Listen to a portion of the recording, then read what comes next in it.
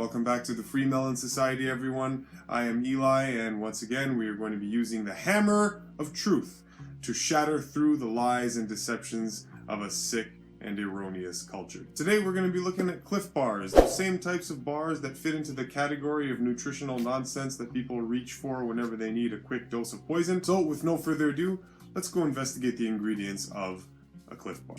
Okay, so here I am in a supermarket store just browsing around the quote-unquote health section, and we're going to pick up a Cliff Bar package, and here we go. Okay, so alright, let's check this out. Alright, so we've got rolled oats. Alright, fine, I mean rolled oats. Dried cane syrup, okay, sure, you know, again, processed and extracted from the cane itself. High oleic sunflower oil. Now, of course, the first thing I need to mention before we get into all this is that, just as a rule of thumb, you cannot extract individual constituents from the natural matrix that nature uses to make up a certain fruit or compound, and hope that that individually extracted compound, vitamin or mineral or whatever, has the same effect outside of its natural matrix as it did inside. You can't just pull stuff out, put it into this unnatural man-made conglomeration of whatever, and hope that it does the same thing. It's an impossibility. That's not how nature works. Okay, so high oleic sunflower oil. Well, when the big food corporations started to take control of the food industry in the early 1900s, and they were hoping to make as much money off of your dietary ignorance as possible. Take Alka-Seltzer. Hi, kids. Chocolate-flavored syrup It's mighty good for me. Golden Fluffo. Its color is golden yellow, more appetizing. They came up with trans fats, and then trans fats, of course, were very unhealthy, and they slaughtered tens of thousands of people. So they decided, okay, well, we need a new way to deceive you. So they started hybridizing all sorts of different vegetable oils and whatnot.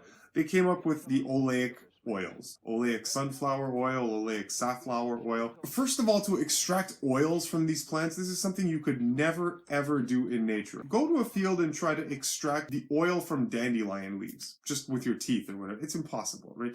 So these things need highly artificial means just to get the oil in the first place, let alone how they're refined and treated. Right now, over the years, they were hybridized in order to get something that would have a long-lasting shelf life. That's it. That's all they're interested in, the shelf life. So these things just do not rot. Rice flour, another unnatural derivative in the first place. Can you eat rice naturally? No, you can't. So when you extract rice flour from raw rice, you can imagine that the type of sludge that's just jammed into a product like this is not good for you, to say the least. Cane syrup, sure, let's just give it a pass for now. Cocoa butter. What's cocoa butter? Cocoa butter, it's this artificially derived extract, totally unnatural process that results in a stimulant to the human body. Anyway, there's this heat treatment, there's this separation process where you refine everything until you extract everything that you don't want, and you come up with this cocoa butter. So now it's just this mass of individual constituent from what was a natural accumulation in the cocoa bean itself. That individual thing is nonsense nutritionally. In all cocoa, there's a compound called theobromine, or theobromine, however you pronounce it. It's very similar in its effects to caffeine that you find in coffee or certain teas. It's a stimulant. All it does is it taxes your body's energy. It does not give you energy. This is an illusion. And this is in cocoa, so I mean, you've got that effect. The effects of caffeine we'll go into in another video. What do we got next? We got macadamia nuts. Okay, all right, not bad. Barley flakes. Sure, let's just give that a pass for now. Organic barley flakes. Rye flakes, oat bran. Okay, oat hull fiber. Again, other ingredients that you would never really enjoyably eat in any natural circumstance whatsoever. But you know, they make it taste good, so you eat them. Soy flour, another unnatural flour that turns into a mucousy goo when it's in your GI tract. Natural flavors, this is another confusing one for many people. Natural flavors is a designation that food companies use to denote the presence of glutamate, free-floating glutamate, or MSG, monosodium glutamate.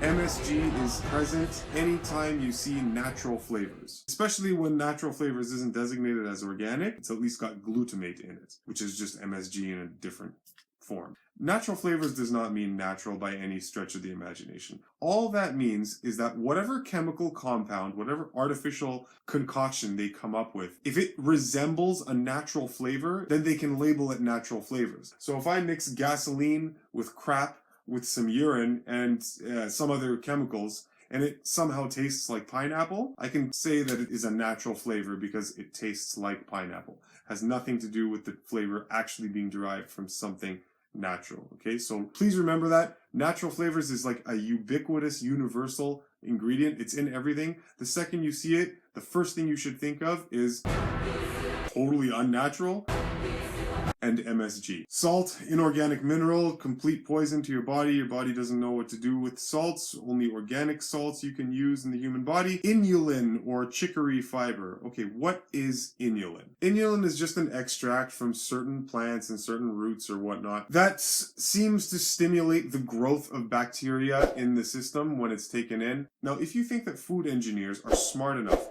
to be able to stimulate only the growth of good bacteria in your stomach and not stimulate the growth of all sorts of other bacteria in your system, food engineers are not that smart. They have no idea what they are doing.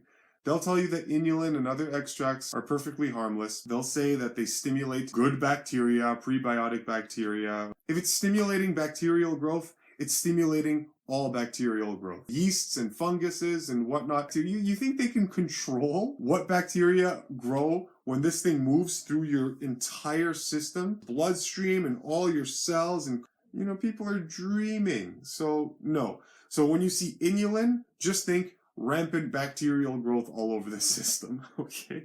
Barley malt extract, another hidden form of MSG, so please avoid that. Dried cane syrup, they already mentioned that above, so they've just mentioned it again. Soy lecithin. What is lecithin? Lecithin is an emulsifier. Soy lecithin is just a type of emulsifier. The process of obtaining soy lecithin from soy is a ridiculous process, like all the other processes. In order to get rid of all of the oil from lecithin, you've got to heat it, you've got to press it, and you're left with this disgusting soy sludge. They have to add other things to make it, less smelly and less disgusting. Ends up being an emulsifier. So you know how oil and water don't mix? You put them in a solution and they separate from one another. An emulsifier just means that you add it to the oil and water solution and it makes the oil and water cohesive so that it becomes one solution. It's a shelf life preservative, that's it. It's just hoping to make things more appealing to the taste buds, more so to the eye, right? If there weren't emulsifiers, you wouldn't have the fancy little ice creams and it wouldn't look as pretty. This is all just deception. Deception for your senses and deception for your eyes. Soy lecithin is terrible for you. Do not eat lecithin. We've got vanilla extract, okay, more extracts, unnatural extracts. Calcium carbonate, which is like salt. It's just basically ground up rock. It's an inorganic mineral. You can't do anything with inorganic minerals. And if you want to know what inorganic minerals do in your system, I've got a video on salt that you can check out and get the full breakdown there. So, in my opinion, should you eat a Cliff Bar? Is there anything about a Cliff Bar that is healthy at all for you?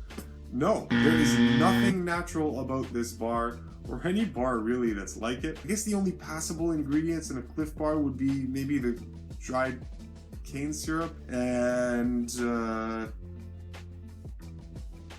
dried cane syrup. I guess that's about it, guys. Right? There's really nothing in here that speaks for your health.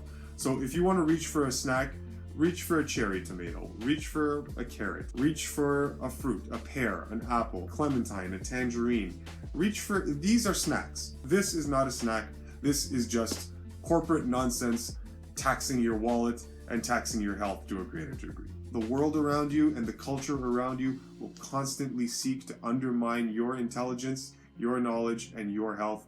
Make sure that that does not happen. Subscribe to this channel so you'll always be one step ahead of them and so you know what's being put into your body, and share the word so that others can benefit from your understandings. Be empowered, get some knowledge from these videos and these lectures. All this information I give absolutely free. The only thing I'm interested in is the collective understanding and collective uplift of human consciousness, human evolution, and of course your overall health. Thank you very much everyone for watching. I hope you have a wonderful, peace-filled day, and we'll catch you on the next one. Later.